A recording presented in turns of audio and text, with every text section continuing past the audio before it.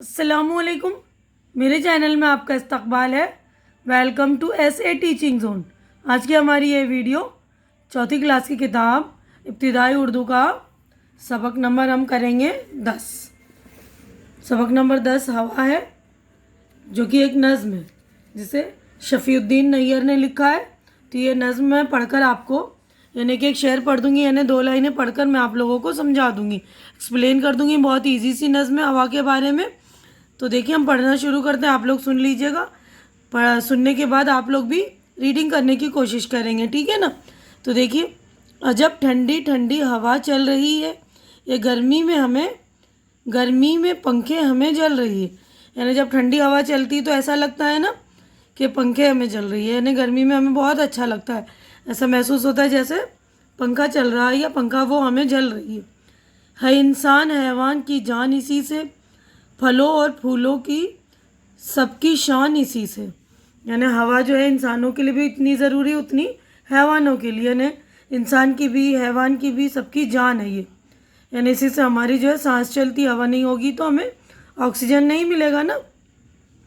تو یہی کہہ رہے ہیں، اور پھلوں اور پھولوں کی بھی شان ہے کہ ہوا کے چلنے سے پھلوں اور پھولوں میں یعنی پیڑ پودوں میں جان ملتی ہے، یعنی ہر چیز کو ہوا کی ضرورت ہے۔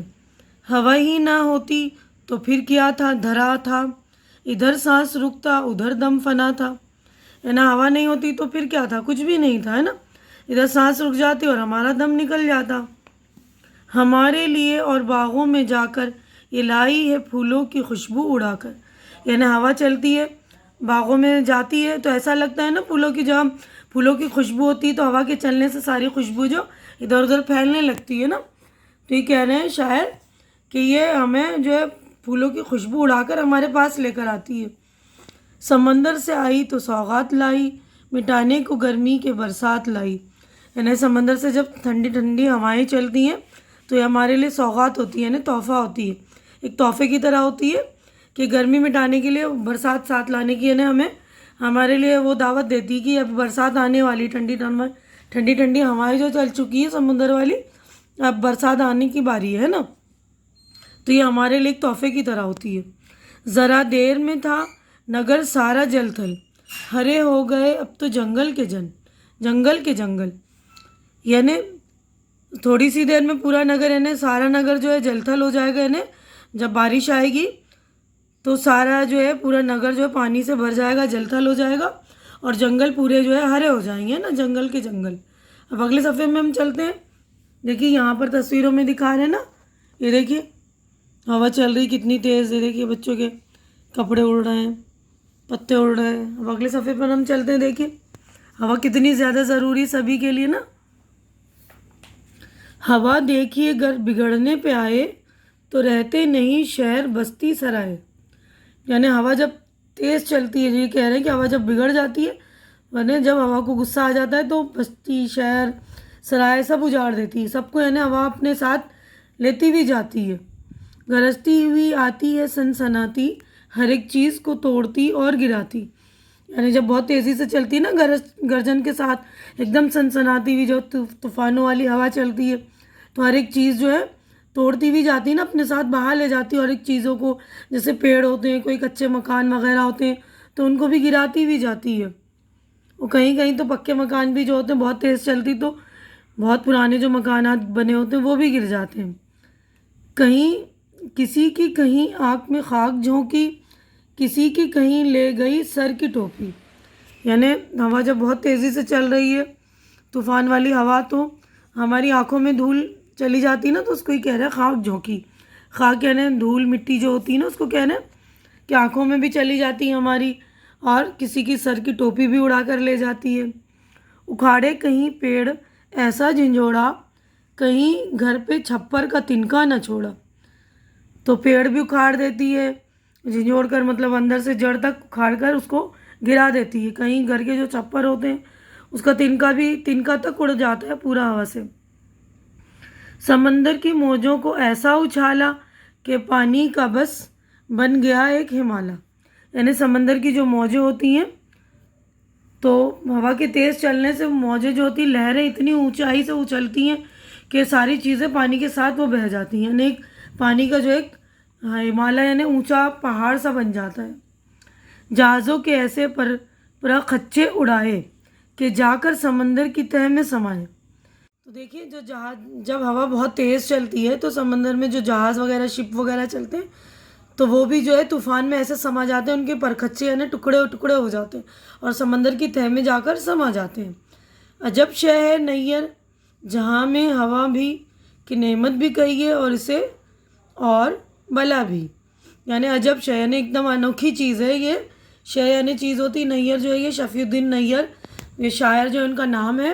تو نیر اپنے آپ کو مخاطب ہو کے کہہ رہے ہیں کہ یہ عجیب سی چیز ہے ہوا میں نا, جہاں کہ نعمت بھی ہے یہ ایک ہمارے لیے ایک مطلب ایک اچھی چیز ہے, فائدہ بھی ہمیں پہنچاتی ہے تو وہیں ہمیں جو یہ نقصان بھی پہنچاتی ہے.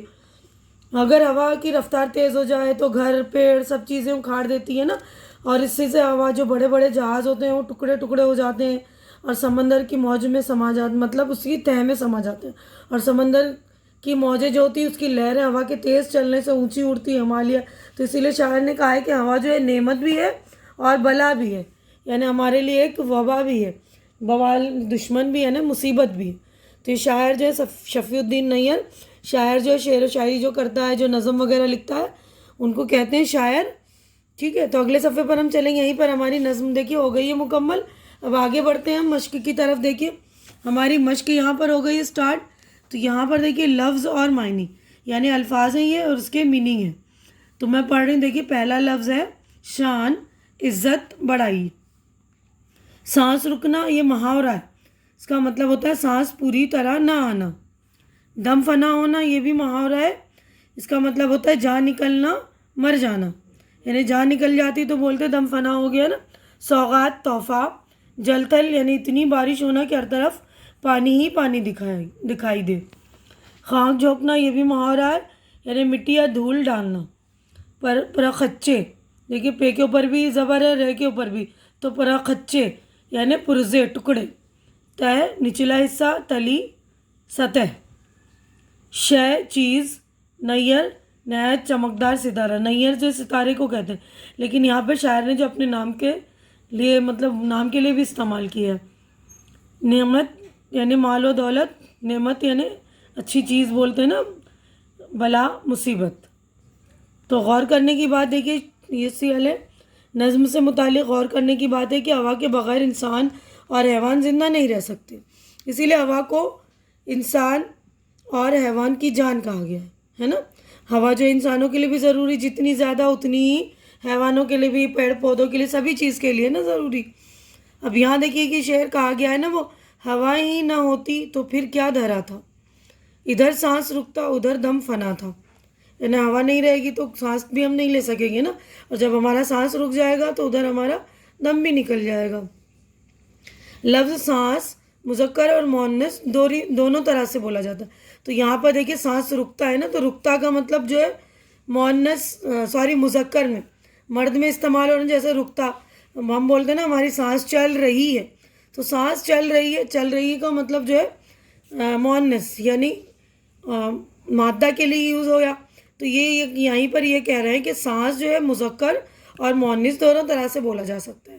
ٹھیک ہے نا, تو ہم سانس چلنا کہتے ہیں نا, سانس ہماری چل رہی ہے, اور یہاں پہ بولا ہے سانس رکتا. تو یہیں پر میں اپنی نظم کمپلیٹ کر رہی ہوں کیونکہ نظم ہو گئی ہے بڑی. آگے ہم کویشچن آنسر جو اگلی ویڈیو میں کریں گے. تو امید کرتی ہوں کہ میری یہ ویڈیو آپ لوگوں کو اچھی لگ رہی ہوگی. اچھی لگ رہی ہے تو اسے لائک کیجیے, زیادہ سے زیادہ شیئر کیجیے, کیونکہ بہت سارے بچے ایسے جنہوں نے لاک ڈاؤن میں بکس وغیرہ خریدی نہیں ہے, تو ان لوگوں تک یعنی جو ضرورت مند بچے ان تک میری ویڈیو پہنچائیے, اور میرے چینل کو سبسکرائب کر کے میری حوصلہ افزائی کیجیے. ہماری اگلی ملاقات یعنی کویشچن آنسر کی ویڈیو کی ملاقات ہوگی ہماری. تو اگلی ملاقات ہماری اگلی ویڈیو میں ہوگی. تب تک کے لیے آپ لوگ اپنا خیال رکھیے, مجھے دعاؤں میں یاد رکھیے. اللہ حافظ.